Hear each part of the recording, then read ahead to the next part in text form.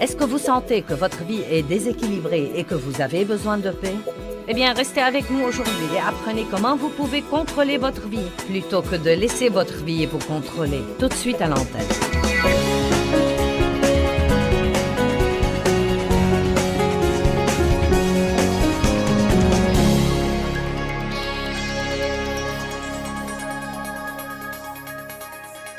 Quand Jésus vient vivre en nous, il vient vivre dans notre esprit. C'est la partie la plus profonde de notre être. Vous êtes un esprit, je suis un esprit, nous avons une âme. Nous vivons dans un corps. Vous voyez mon corps. Vous ne pouvez pas voir mon âme de vos yeux physiques, mais vous pouvez voir ce qui sort de mon âme, ou vous pouvez sentir ce qui sort de mon âme. Parce que votre âme est votre pensée, votre volonté et vos émotions. Elle vous dit ce que vous pensez, voulez et ressentez, mais elle ne vous dit rien sur Dieu. Si vous voulez savoir ce que dit Dieu, vous devez aller plus profondément. Vous devez apprendre à marcher dans l'esprit et à être mené par l'esprit, et non pas être mené par votre chair ou être mené par le diable. Le Saint-Esprit mène et guide. Le diable essaye de nous pousser, la chair essaye de nous pousser, elle essaye de nous forcer, de nous manipuler. Mais le Saint-Esprit est doux et il nous mène et nous guide. Il y a donc plusieurs domaines où nous devons avoir des frontières. Et quand nous aurons ces frontières, nous jouirons bien davantage de notre vie. Combien d'entre vous aimeraient jouir de leur vie plus qu'ils n'en jouissent en ce moment? Bon. Eh bien, la première chose dont nous allons parler et en finir, car je sais que vous ne voulez pas en parler, c'est le comportement alimentaire. Vous ne croyez pas que c'est gentil que j'ai décidé d'en finir depuis le début? Nous devons assumer la responsabilité de nos vies et la responsabilité de nos appétits et arrêter de laisser la fourchette nous mener à la baguette. C'est très navrant, quand il y a un morceau de tarte sur une table, que vous laissiez ce morceau de tarte vous dicter vos actions. Amen? Quelqu'un m'a offert un jour un paquet de cacahuètes enrobées de chocolat car il a su que je les aimais. S'il vous plaît, ne m'en envoyez plus. Donc quelqu'un me les a offerts et je les ai aimés. Et la première erreur que j'ai faite était de les prendre et de les cacher dans une partie du réfrigérateur, dans le beurrier précisément. C'était dans la porte du frigo et ce n'était pas transparent. On ne voyait pas ce qu'il y avait dedans. C'était mes cacahuètes enrobées de chocolat. J'avais décidé de bénir ma chair de l'une d'elles tous les soirs après le dîner.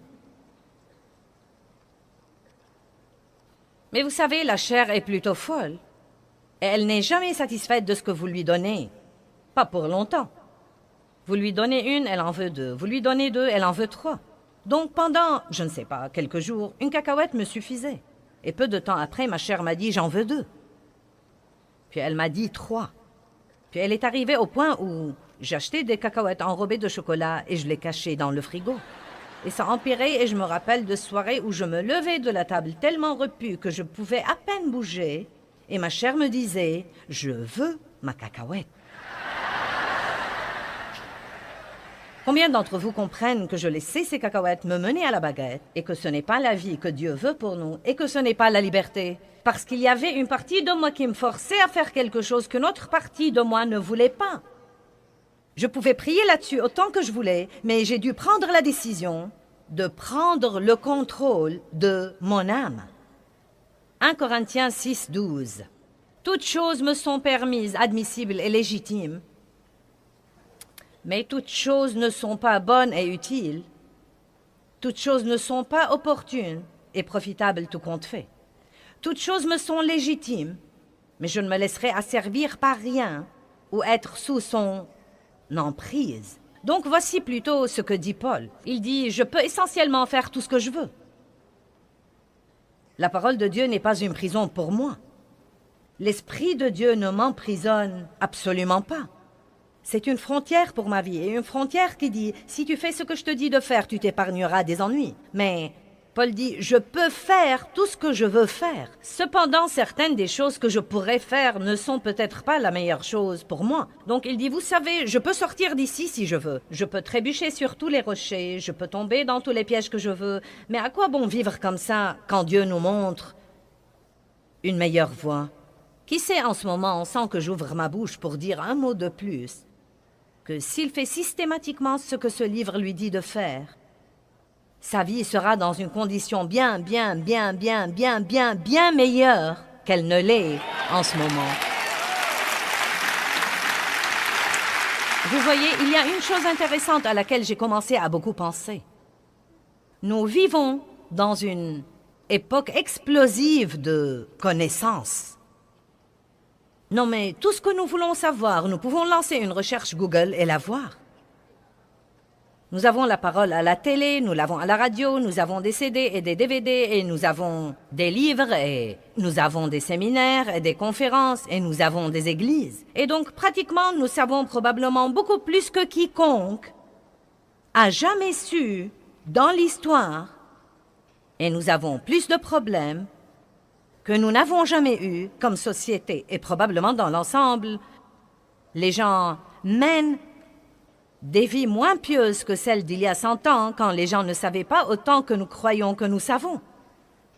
Donc, j'ai commencé à vraiment y penser et à en parler, et à défier les gens de comprendre qu'ils ne connaissent rien de la parole s'ils ne la mettent pas en pratique. Ce n'est pas parce que vous la soulignez dans votre Bible que vous la connaissez. Ce n'est pas parce que vous la surlignez en jaune que vous la connaissez. Le seul moyen de savoir que nous connaissons quelque chose, c'est de le mettre en pratique. Et donc, si nous apprenons la parole de Dieu et que nous la mettons en pratique, nous vivrons à ce moment-là à l'intérieur de ce lieu sûr et nos vies seront très merveilleuses. Maintenant, en ce moment, la salle est pleine de gens et il y a des gens, des millions qui nous regardent à la télé. Vous pouvez facilement me dire la chose que Dieu vous a dit de faire et que vous n'avez pas faite. Dieu ne va pas changer d'avis.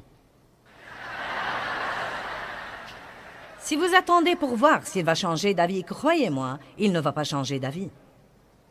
J'ai beaucoup d'expérience là-dessus. Et finalement, écoutez-moi maintenant, parce que c'est vraiment un bon conseil maternel. Finalement, soit Dieu fera à son idée, soit vous serez malheureux et misérable. Amen. Vous savez ce qu'on dit d'une famille? Si maman n'est pas contente, personne n'est content. Eh bien, disons-le comme ça. Si Dieu n'est pas content, aucun chrétien n'est content. Parce que Dieu vit au-dedans de nous.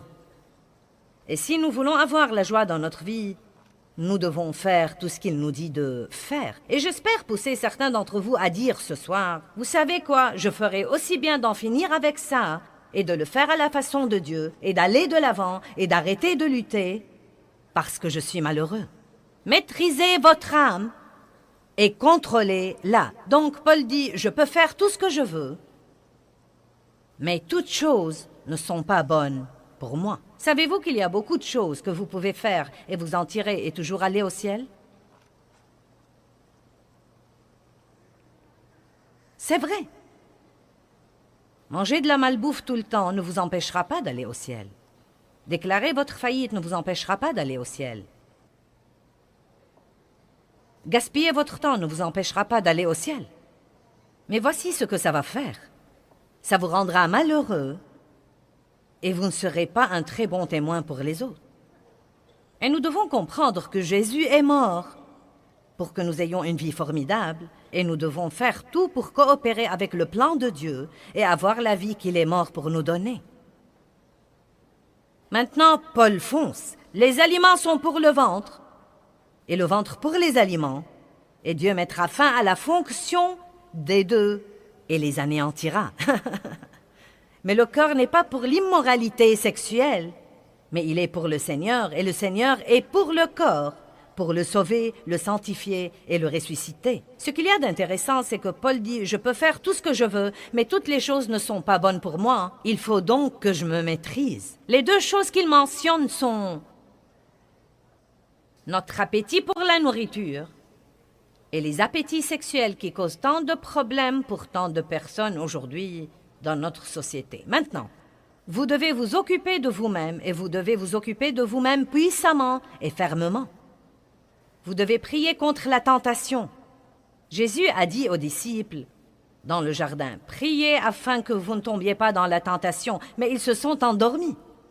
C'étaient des chrétiens somnolents qui n'étaient pas agressifs et ne venaient pas contre les choses. Il y a des choses vraiment importantes et intéressantes dans la Bible, même sur l'appétit. Vous serez content quand j'aurai fini de l'appétit. Je n'en ai pas pour longtemps.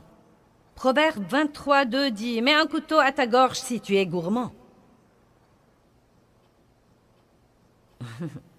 Or, je suis sûre que Dieu ne veut pas que nous nous coupions la gorge, mais il essaye de nous dire de ne pas manger outre mesure. Nous ne devons pas vivre pour manger, nous devons manger pour vivre. Et nous devons comprendre que nos corps sont le temple du Saint-Esprit et faire attention aux choses que nous y introduisons. Certains font plus attention à l'essence qu'ils mettent dans leur voiture qu'aux choses qu'ils mettent dans le temple de Dieu.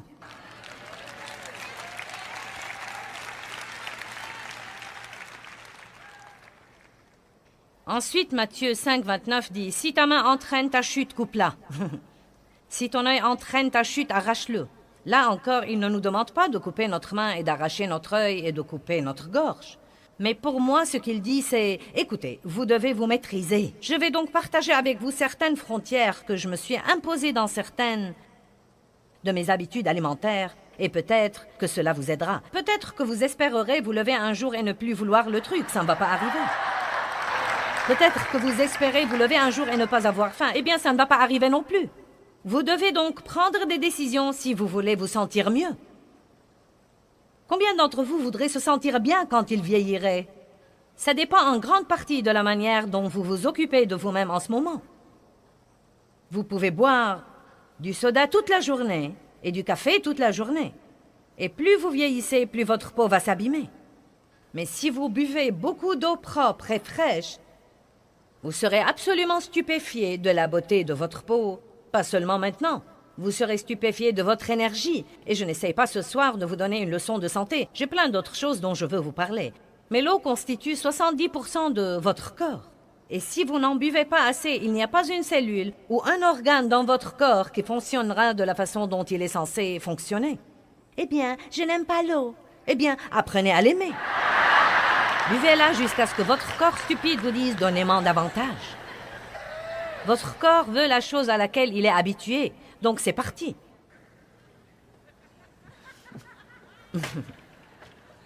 Je me suis imposé des barrières et des frontières parce que je veux me sentir bien. Je ne veux pas me sentir fatigué tout le temps. Je ne veux pas me sentir mal tout le temps. Je veux continuer à faire ce que je fais jusqu'au jour où Jésus va me prendre chez lui. Et je sais que pour faire ça, je devrais m'occuper de moi-même. Donc, je bois du café. Mais ma frontière est que je bois 2 tasses par jour. Nous n'allons pas parler de la grandeur des tasses, mais... Hé, nous faisons des progrès. Maintenant, de temps en temps, écoutez-moi, de temps en temps, parce que je ne veux pas que mes frontières deviennent une prison, donc de temps en temps, si je bois mes 2 cafés tôt dans la journée, et que peut-être nous sortons dîner un dîner agréable, et que je veux une 3e tasse de café, je sors de la porte de ma barrière, et je prends cette 3e tasse de café. Mais le jour d'après, je reviens à ma frontière. Vous voyez, ce n'est pas ce que vous faites de temps en temps dans votre alimentation qui va ruiner votre santé. C'est vivre sans frontières tout le temps. Je vais vous donner ce soir une responsabilité. Si vous ne voulez aucune frontière, vous feriez aussi bien de partir maintenant. Parce qu'il y a beaucoup de trucs à propos desquels nous prions et nous attendons que Dieu les fasse à notre place. Mais la vérité, c'est qu'il nous donnera la force de les faire. Mais il nous faudra combattre le bon combat de la foi, tenir ferme, mettre quelques frontières dans notre vie et laisser notre chair piquer sa crise jusqu'à ce que nous la maîtrisions de nouveau. Mes cacahuètes m'ont manqué quand j'ai d'abord arrêté de les manger. La vérité est que maintenant, je ne pense aux cacahuètes enrobées de chocolat que quand je raconte cette histoire. Et franchement, je pourrais avoir tout un paquet de cacahuètes enrobées de chocolat dans ma chambre. Car beaucoup de fois, soit on m'envoie des douceurs, soit l'hôtel nous donne des douceurs. Et je ne suis même pas tentée de les manger. Mais il y avait un jour où ça a été plus fort que moi. Et croyez-moi, votre chair n'exigera que ce qu'elle a l'habitude d'avoir. Comprenez bien ça. Vous dites, je suis adonné au sucre. Eh bien, vous ne le serez pas si vous l'enlevez de votre corps. Votre chair va piquer une crise. Mais vous vous y habituerez. Et vous serez très content. Eh bien, et les desserts alors? Eh bien, j'ai une frontière de 2 desserts par semaine. Je prends 2 desserts par semaine. Et j'en jouis quand je les prends. Non, mais je les attends avec impatience. Et j'en parle. J'ai déjà un gâteau jaune avec un glaçage au chocolat qui m'attend en rentrant à la maison. Et j'en jouirai. Mais vous voyez, je peux faire ça 2 fois par semaine et me sentir toujours bien et avoir toujours le poids que je veux avoir et sentir toujours que je m'occupe de moi-même. La parole de Dieu n'est pas une prison, mais elle nous dit ce que nous devons faire pour nous occuper de nous-mêmes. Mais qu'est-ce qui arrive? Nous mangeons le gâteau, nous aimons le gâteau, donc maintenant notre petite âme se déchaîne et nous voulons du gâteau tous les jours. J'aime la crème fouettée dans mon café. Et j'ai commencé à boire de la crème fouettée dans mon café.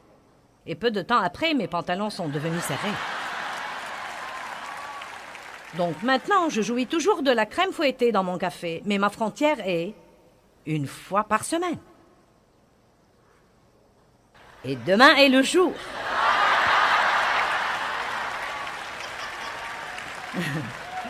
Et vous savez quoi? Une des choses que j'ai apprises, vous devez être intelligent. Vous voyez, quand je fais ces conférences, je travaille vraiment dur.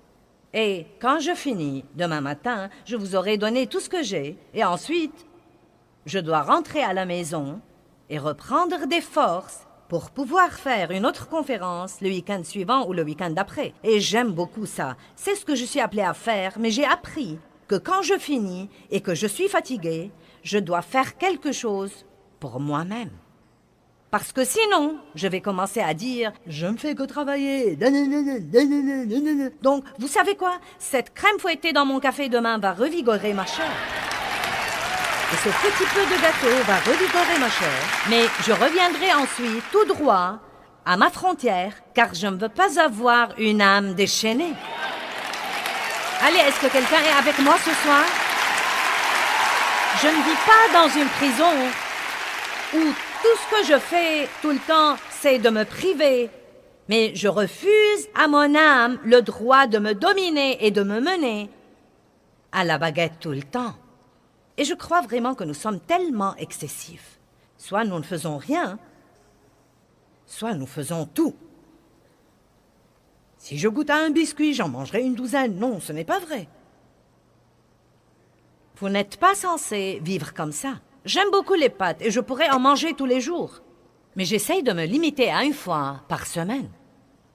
J'essaye de boire 3 litres d'eau par jour, mais je commence à sentir que je vais me noyer. Je ne sais pas, c'est beaucoup trop.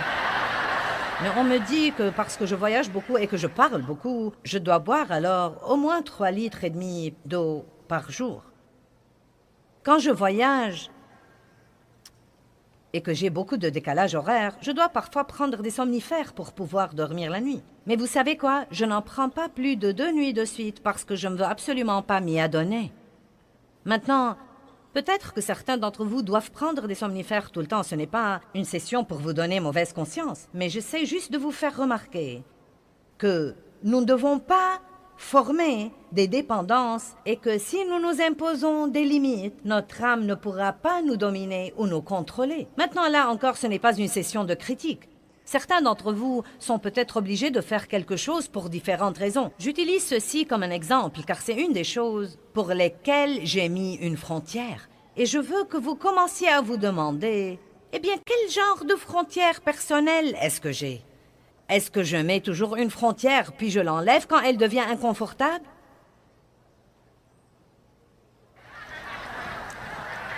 C'est facile de se mettre au régime dimanche soir après le dîner. C'est facile de noter tout ce que vous n'allez pas manger la semaine prochaine jusqu'à avoir faim. Donc, pourquoi ne priez-vous pas là-dessus? Imposez-vous des frontières sur votre alimentation. Cela ne veut pas dire que nous ne pouvons pas jouir de la nourriture. Dieu a mis la nourriture sur terre pour que nous en jouissions, mais nous ne voulons pas qu'elle nous domine et devienne notre patron.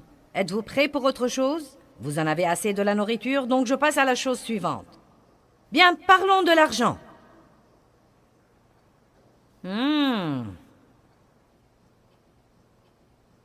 Il y a un autocollant qui dit « Je ne peux pas être à découvert, il me reste encore des chèques. » Et malheureusement, c'est le style de vie de beaucoup de gens. C'est à peu près tout ce qu'ils savent sur leurs finances. Il y a des gens qui font des chèques tant qu'ils en ont. Ils ne savent pas si leurs chèques sont sans provision. Il y a des statistiques sur les dettes, et je ne vais pas les lire toutes. J'ai une série là-dessus si vous avez des problèmes financiers et que vous voulez vraiment arranger les choses. Et je sais que c'est très populaire, vous savez, de prier pour un miracle d'annulation des dettes. Vous savez, il y a même des gens qui font des séminaires et voyagent ça et là et imposent les mains sur vous pour l'annulation des dettes. Ils disent que si vous donnez à leur ministère, Dieu annulera vos dettes. Je vais vous dire comment vous acquitter de vos dettes. L'opposé de la façon dont vous vous êtes endetté. Amen. Vous avez trop dépensé et vous vous êtes endetté. Maintenant, il faut que vous dépensiez moins pour vous acquitter de vos dettes. Amen.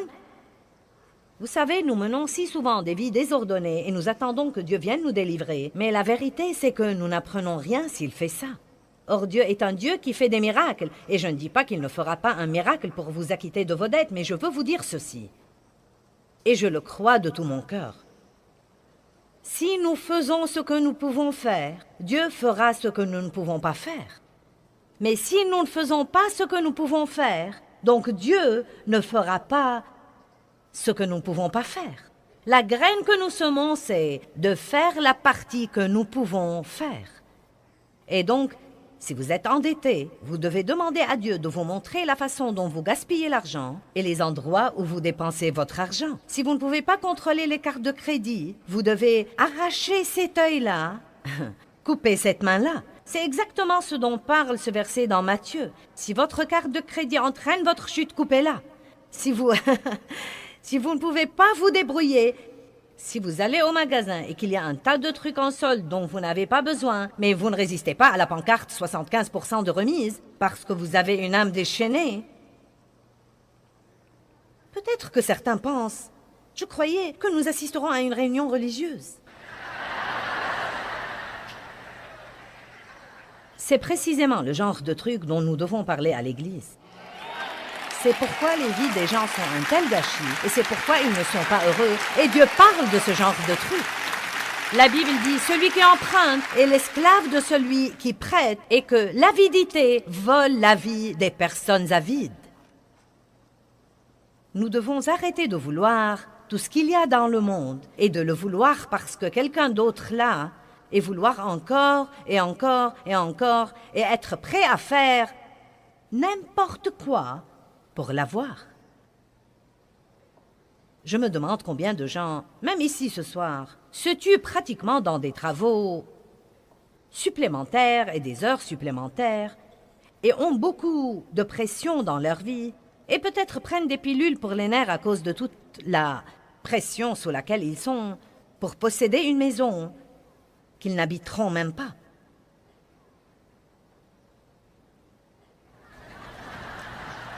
Sauf peut-être pour dormir, s'ils arrivent à dormir. Je me demande combien de gens prennent 3 emplois pour envoyer leurs enfants à l'université alors qu'ils ne prennent même pas la peine de leur parler. Allez! Je ne dis pas de ne pas les envoyer à l'université, mais un temps avec vous serait plus important que de prendre 3 emplois pour leur donner ce que tous leurs amis ont et finir par ne pas même les connaître. Hébreux 12, verset 11. Or, aucune discipline pour le présent ne semble être un sujet de joie, mais de tristesse, mais plus tard elle produit le fruit paisible de la justice à ceux qui sont exercés par elle.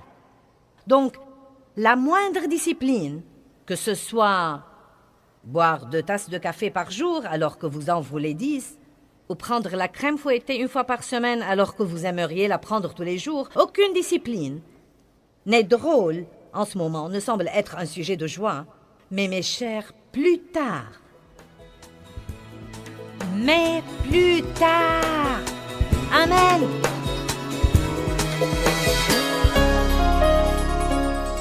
Eh bien, je vous ai appris à être en sécurité, à vivre à l'intérieur d'une zone de sécurité. Et cette zone de sécurité est la parole de Dieu. Nous devons apprendre la parole et ensuite, nous devons la mettre en application. Vous apprenez la parole et vous la mettez en application. La connaissance mentale à elle seule ne vous sert à rien. Vous devez la mettre en application. Mais je peux vous assurer que Dieu vous réserve une vie merveilleuse, mais il veut que vous coopérez avec lui pour la voir se réaliser. Dieu a un rôle et vous avez un rôle. Il vous aidera toujours à jouer votre rôle, mais il ne le jouera pas à votre place.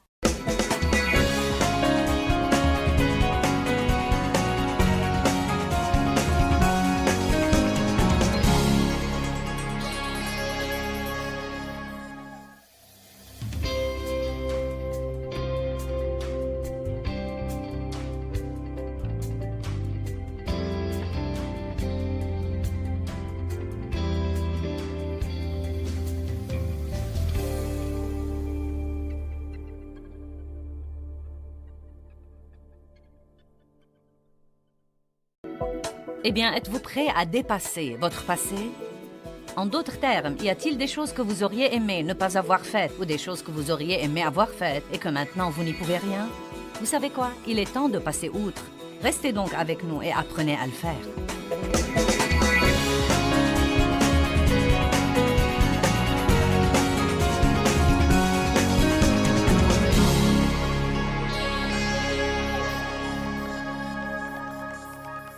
Proverbe 4, 23 dit « Garde ton cœur plus que toute autre chose, car de lui viennent les issues de la vie. » Cela nous donne une responsabilité. Il ne dit pas que quelqu'un d'autre doit garder mon cœur. Il dit « Garde ton cœur plus que toute autre chose. Garde-le maintes et maintes fois, car de ton cœur viennent les issues de la vie. » En d'autres termes, si vous voulez avoir la vie que Jésus est mort pour vous donner, vous devez faire très attention à votre attitude et à vos pensées. Satan cherche à bâtir des forteresses dans nos pensées. C'est un domaine où il domine notre pensée, où il nous trompe par les mauvaises pensées. Nous sommes censés renverser toutes ces forteresses. Nous avons des armes, nous sommes dans une guerre. Nos armes ne sont pas des armes naturelles. Vous ne pouvez pas vaincre l'ennemi en l'étranglant. Vous ne pouvez pas vaincre le diable en le liant, en l'emprisonnant. Toutes les armes efficaces que nous avons contre le diable sont des armes que nous ne pouvons pas voir. Les choses spirituelles sont des choses réelles, mais nous ne pouvons pas les voir. Une de ces armes est la parole de Dieu. Vous ne saurez même pas si le diable vous ment si vous ne connaissez pas la parole. La louange et l'adoration est une arme contre l'ennemi. Et nous devons, j'ai dit hier que nous devons penser moins et remercier plus. En d'autres termes, nous devons être plus reconnaissants et exprimer notre reconnaissance. Mais au lieu de trop penser, nous pensons parfois d'une façon excessive. Nous pensons aux choses que nous faisons mal tous les jours et nous oublions de remercier Dieu pour la grâce qu'il nous a donnée pour bien faire peut-être 150 choses. Nous pensons aux 2 choses que nous n'aimons pas dans notre vie et aux 2 choses qui nous exaspèrent chez une personne avec qui nous sommes en relation et nous oublions de remercier Dieu pour toutes les autres choses qui sont positives et qui sont bonnes. La prière est une arme spirituelle. Le Seigneur m'a dit la semaine dernière une chose très intéressante pendant que je priais. Il y a un verset dans l'Évangile de Jean où Jésus demande 3 fois à Pierre, « Pierre, m'aimes-tu? Pierre, m'aimes-tu? Pierre, m'aimes-tu? » Et évidemment, il essayait de lui dire quelque chose. Eh bien, si tu m'aimes, il va y avoir des sacrifices que tu seras obligé de faire et tout ne va pas toujours marcher à ton idée. Es-tu donc sûr que tu m'aimes vraiment? Eh bien, je priais et le Seigneur m'a dit, « Joyce, crois-tu vraiment à la puissance de la prière? » « Oui, Seigneur. » Puis il a répété, « Crois-tu vraiment à la puissance de la prière? » Eh bien, oui.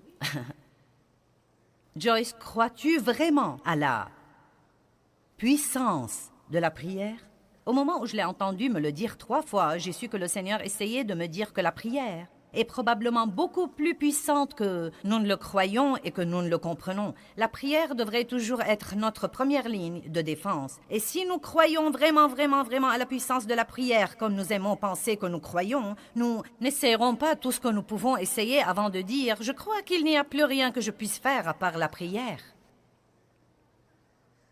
Donc là, encore, quand un problème se pose dans notre vie, nous devons penser moins Et priez plus, car ce que nous faisons, c'est que nous essayons de le résoudre en raisonnant. Nous entrons dans notre pensée et nous essayons de trouver ce que nous pouvons faire pour résoudre ce problème.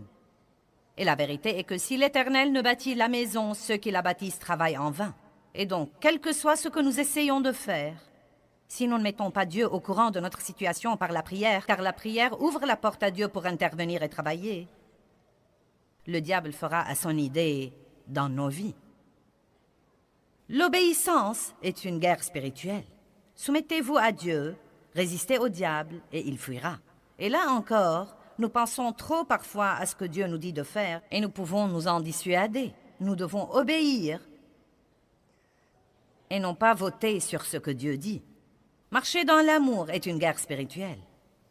Romains 12, 21 dit que nous surmontons le mal par le bien. Quand le diable vous attaque, une des choses les plus puissantes que vous puissiez faire, c'est d'être gentil avec les autres.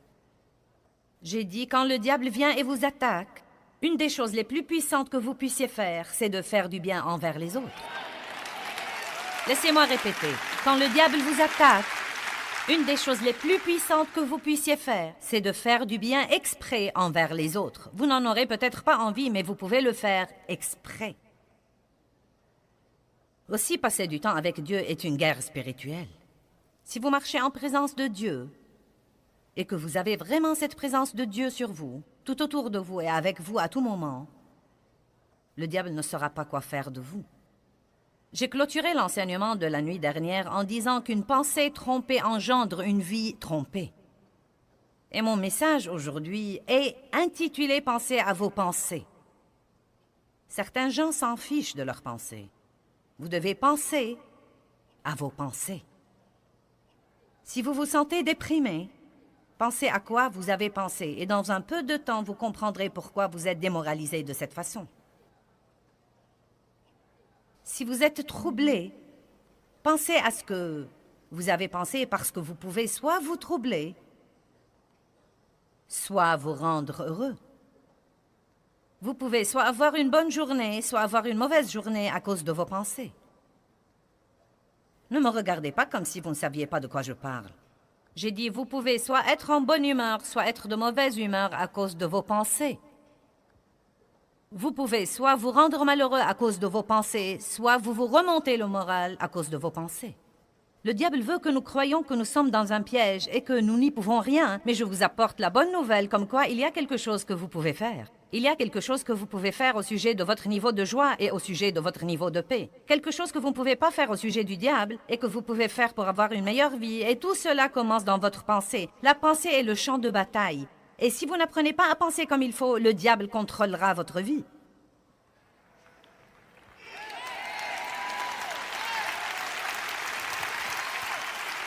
Une pensée trompée engendre une vie trompée. Qu'est-ce que la tromperie? La tromperie veut dire que le diable vous ment et que vous le croyez.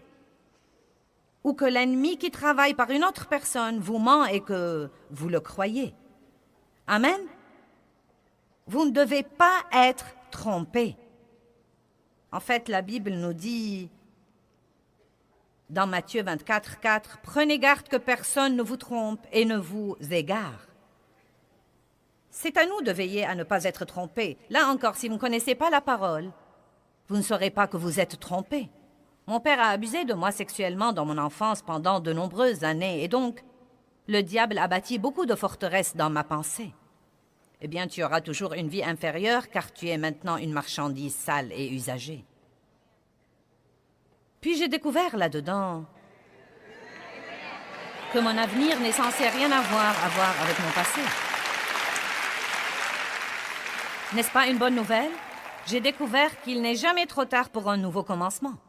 Jamais trop vieux pour prendre un nouveau départ. Qu'on n'a jamais trop de problèmes pour arriver à avoir une bonne vie. Mais avant de savoir ce qu'il y avait là-dedans, je ne savais pas que je croyais un mensonge. Vous devez connaître la parole de Dieu. Dans Genèse chapitre 3, 1 à 6, nous voyons qu'Ève a été trompée par les mensonges de Satan. Quand le diable veut un accès à votre vie, il commence à dire à votre pensée des choses qui ne sont pas vraies. De petites suggestions. Parfois, elles n'ont même peut-être pas l'aspect d'un mensonge. Elles sont juste une petite déformation de la vérité. Et c'est toujours en fait un mensonge. Mais nous ne nous rendons pas compte parfois que ces choses-là sont des mensonges. Vous voyez, que lui a-t-il dit? Eh bien, Dieu vous a-t-il réellement dit? Le ton même de la voix, mais un point d'interrogation. Pourquoi Dieu a dit que vous ne pouviez pas avoir ça? Qu'essaye Dieu de vous refuser? Qu'y a-t-il là-dedans qui serait très amusant et dont Dieu essaye de vous priver? Peut-être que si vous faites ça, il y aura quelque chose que vous pouvez avoir ou que vous pouvez savoir et que vous ne savez pas. Savez-vous qu'a fait Ève? Elle a pensé aux paroles du diable. Et je crois qu'au début, Ève savait dans son cœur que c'était mauvais, car la première chose qu'elle a dite était « Oh non !» Dieu a dit que nous ne pouvions pas faire ça. Et il a joué avec sa pensée. Et elle a ensuite commencé à bien penser à ce qu'il disait. Et cela avait l'air raisonnable. Puis-je vous dire quelque chose? La foi est déraisonnable parfois. Ce que Dieu nous demande ou nous mène à faire est très déraisonnable parfois. Parfois, ce que Dieu nous demande de faire n'est pas toujours ou il n'est même pas normalement logique. C'est pourquoi nous devons penser avec la pensée de l'esprit et non pas penser avec la pensée de la chair. Et là encore, parfois, vous pensez à l'excès alors que vous devez demander à votre cœur. Arrêtez de vivre par le raisonnement et demandez à votre cœur si vous voulez avoir des réponses justes sur ce que vous devez faire. Peut-être que Dieu veut que vous quittiez un travail et allez en trouver un autre, car ce travail est très exigeant et qu'il vous vole votre famille, et vous vole votre santé, et vous vole votre vie spirituelle. Et peut-être que Dieu vous dit de le quitter et d'aller chercher et en trouver un autre, mais votre pensée entre en action. Et ça alors? Et si? Et ça alors? Et si? Et ça alors? Et si? Et donc, que faisons-nous? Nous passons notre vie à nous occuper de nous-mêmes et nous sommes gênés au-dedans de nous parce que nous n'obéissons pas au Saint-Esprit de Dieu.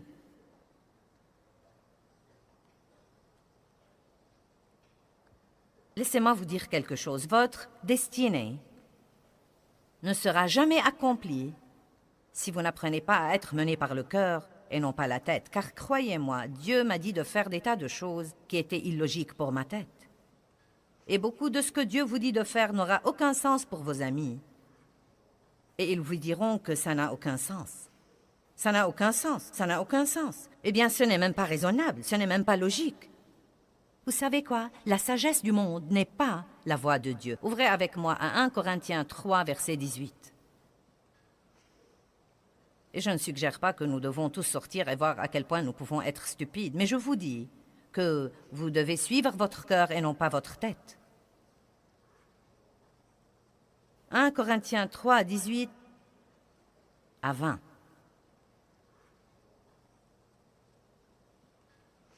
Verset 18. Que nul ne s'abuse lui-même. J'aime vraiment ça. Que nul ne s'abuse lui-même. Si quelqu'un parmi vous se croit sage à la manière de ce monde, qu'il devienne fou, qu'il renonce au discernement de la chair et qu'il reconnaisse qu'il est ennuyeux, stupide, idiot, sans savoir ni vraie connaissance, afin de devenir vraiment sage. Maintenant, savez-vous ce qui trompe beaucoup de gens? La connaissance de ce monde. Et je ne dis pas de ne pas s'instruire, mais soyez aussi assez sage pour savoir que tout ce que vous lisez dans un livre n'est pas vrai et que tout ce qu'un enseignant vous dit n'est pas vrai. On n'enseigne pas la création à l'école. On n'enseigne pas la foi à l'école. On n'enseigne pas la croyance en Dieu à l'école. Nous avons deux sources de sagesse. La sagesse du monde et le livre le plus sage qui ait jamais été écrit. Et je sais qu'il est vrai. Vous savez comment je sais qu'il est vrai? Parce que ceci marche et cela ne marche pas. Tout ce que vous devez faire, c'est de regarder tous les gens qui suivent la sagesse du monde en ce moment et vous voyez ce qui arrive réellement dans notre société. Tout se détruit. Mais la Bible dit que ceux qui croient la parole de Dieu et qui marchent dans la justice brilleront dans l'obscurité comme les lumières brillantes et comme des étoiles et des phares. Amen. Nos vies devraient toujours refléter la vérité de la parole de Dieu. Et tout ce que vous devez faire, c'est de marcher dans la parole de Dieu. Et dans peu de temps, les gens commenceront à voir une immense différence entre vous et tous les autres, que vous n'aurez même pas besoin de leur casser les oreilles avec votre Bible pour accepter le Christ. Ils viendront à vous et voudront savoir ce que vous avez et qu'ils n'ont pas.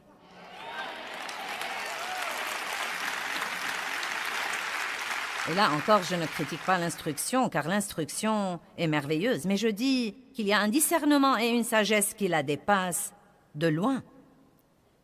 Verset 19, « Car la sagesse de ce monde est folie, absurdité et stupidité devant Dieu, car il est écrit, celui qui prend les sages dans leur propre ruse. Et encore, le Seigneur connaît les pensées et les raisonnements des sages humainement, et c'est dans sa sagesse qu'ils sont vraiment vains. » Vous savez, l'une des choses très trompeuses, c'est de penser que nous savons tout.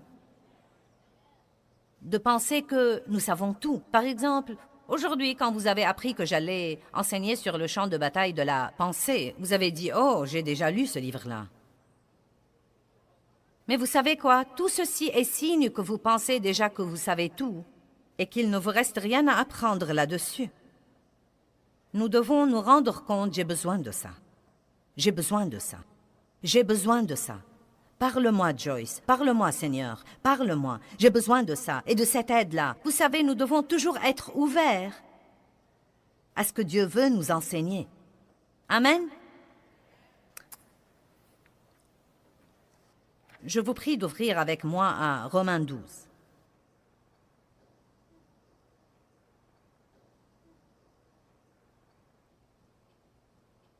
C'est probablement un des premiers versets que tout nouveau chrétien devrait apprendre et comprendre. Romains 12, 2. Ne vous conformez pas à ce monde, mais soyez transformés. Transformer veut dire changer de fond en comble. Soyez transformés par le renouvellement complet de votre pensée. Transformés. Quand quelqu'un est régénéré, la Bible dit, si quelqu'un est en Christ, il est une nouvelle créature. Les choses anciennes sont passées, voici toutes choses sont devenues nouvelles spirituellement parlant. Votre homme spirituel est maintenant tout nouveau et Dieu a un plan extraordinaire pour votre vie. Mais vous savez quoi? Bien que vous soyez régénéré et bien que vous alliez au ciel et bien que Dieu ait un bon plan pour votre vie, et bien que vous puissiez prospérer et vous puissiez réussir et avoir la grâce et avoir tant de bonnes choses qui vous sont réservées, si vous ne renouvelez pas votre pensée selon la parole de Dieu, si vous n'apprenez pas à penser d'une façon différente, vous ne profiterez de rien de tout ce qui vous appartient. Cela ressemble à quelqu'un qui a $1 million à la banque et qui vit dans la pauvreté, soit parce qu'il ignore qu'il l'a, soit parce qu'il ne sait pas comment le retirer. Vous devez renouveler votre pensée. Vous ne devez pas être désespéré, vous ne devez pas être déprimé. Ce n'est pas parce que vous vous sentez déprimé que vous devez rester déprimé. Ce n'est pas parce que vous avez commis une erreur que c'est la fin du monde. Vous n'êtes pas dératé parce que vous échouez. Vous devenez dératé quand vous arrêtez d'essayer.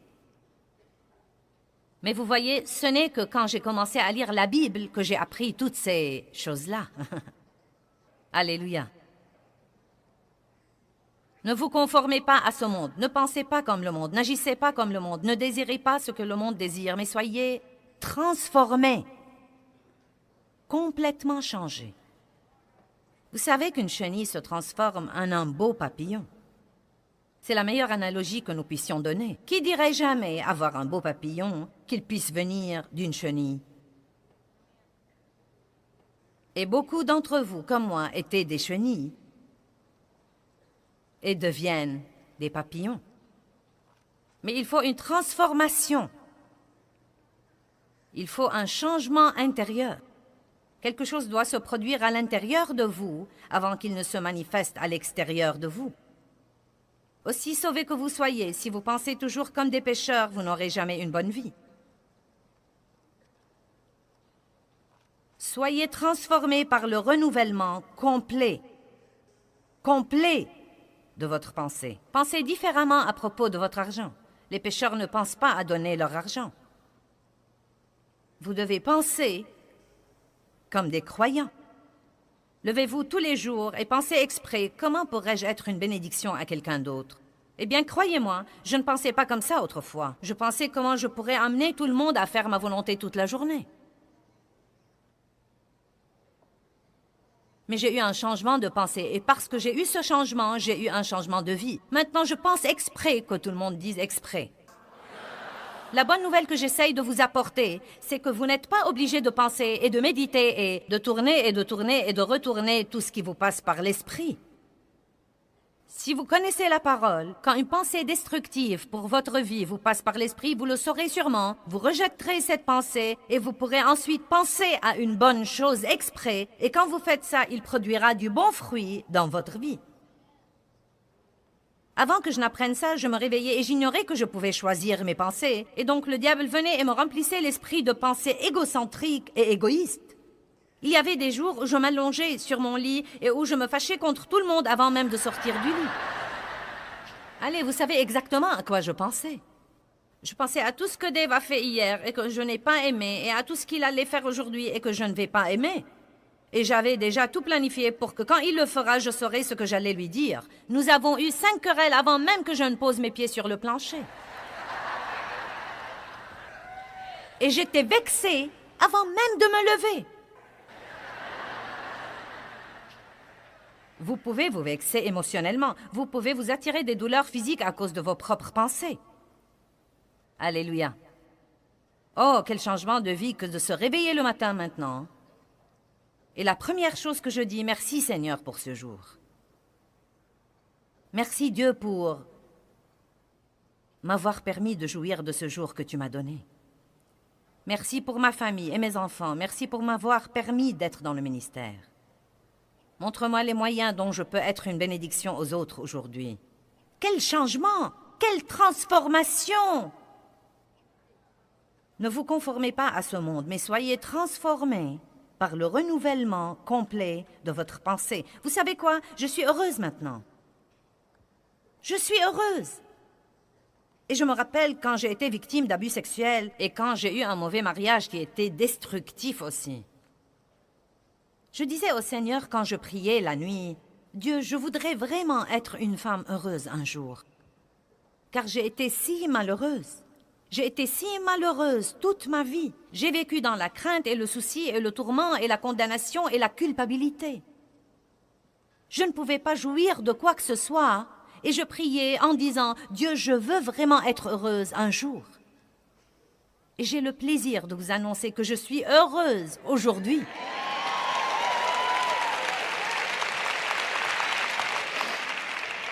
Et je suis même plus contente de vous annoncer que mon bonheur n'est pas basé sur les circonstances. Parce que ce n'est pas vraiment le bonheur, c'est la joie du Seigneur. Mais vous savez quoi? Je pourrais m'attirer une mauvaise humeur par mes pensées. Non, mais je pourrais littéralement aller m'asseoir là, et si je décidais de penser à de mauvaises choses pour 30 ou 40 minutes, non, mais je pourrais honnêtement piquer une crise à cause de mes pensées. Je pourrais avoir une mauvaise attitude à cause de mes pensées et me fâcher contre tout le monde et vouloir les gronder. Je ne supporte plus ces trucs-là. Tout le monde ne fait que m'exploiter et tout le travail ici, c'est moi qui le fais.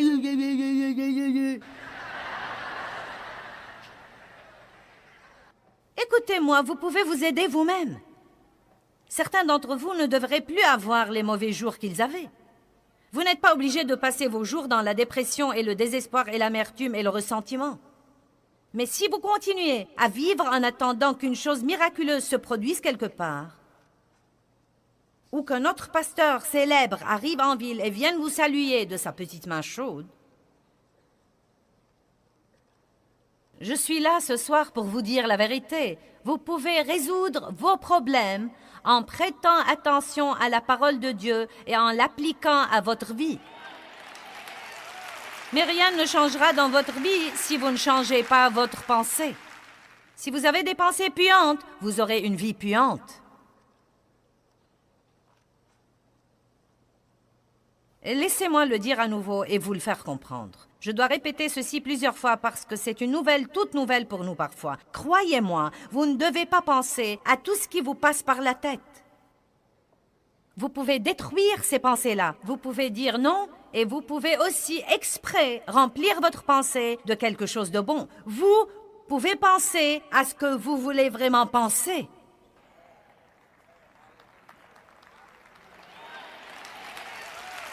J'ai entendu une demoiselle là-haut dire « Vous savez quoi, j'aime ça, car c'était exactement ma réaction la première fois qu'on a commencé à me dire ça, car je ne le savais pas. » Est-ce que vous pouvez imaginer la condition de la vie des gens dans le monde aujourd'hui qui ne savent pas ça? Et savez-vous combien ça me chatouille de savoir qu'il y a des millions et des millions de gens qui regardent ceci à la télévision et qui ne savaient pas, ils ne savaient pas avant de regarder cette émission qu'ils ne sont pas obligés de penser à tout ce qui leur passe par la tête. N'est-ce pas passionnant? C'est une bonne nouvelle. Je peux penser ce que je veux penser et le diable n'y pourra rien.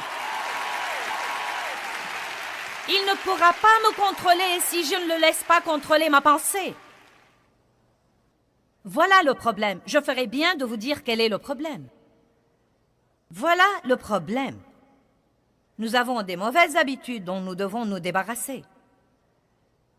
Nous sommes complètement indisciplinés sur ce plan.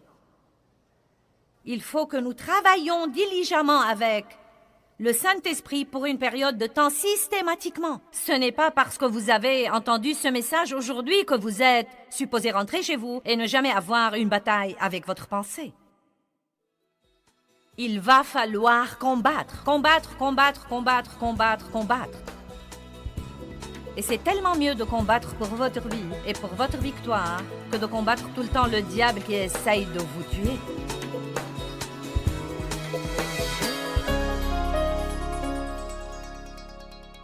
J'avais pendant une grande partie de ma vie ce que j'ai appris à appeler une pensée puante. Et à cause de cela, je disais très souvent « Eh bien, ma vie pue ».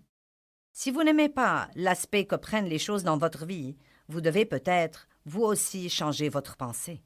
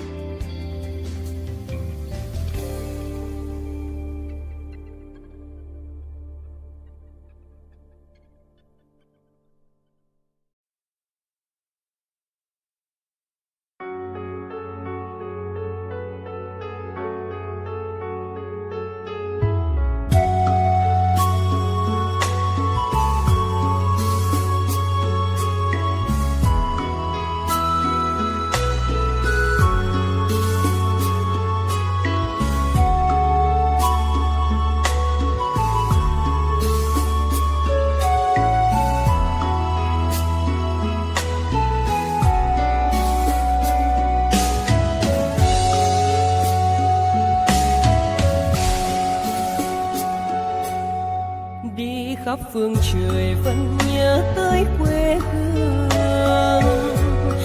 Người về đây thăm làng trù quê mẹ và làng sen quê cha, xúc động bồi hồi người rơi giọt lệ, thương mái nhà tranh thương đất.